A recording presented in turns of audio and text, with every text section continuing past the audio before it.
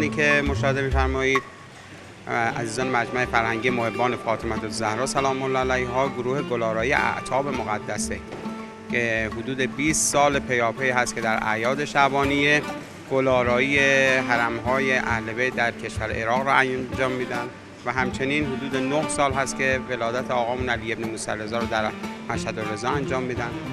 امسال توفیق پیدا کردن با بیش از 300,000 شاخه گل طبیعی که تماما اهدایی تولید کنندگان گل و گیاه کشور عزیزمون از تمام نقاط کشور. دوستانی هستن که نظم میکنن و شاخه‌های گلشون رو ارسال میکنن به تهران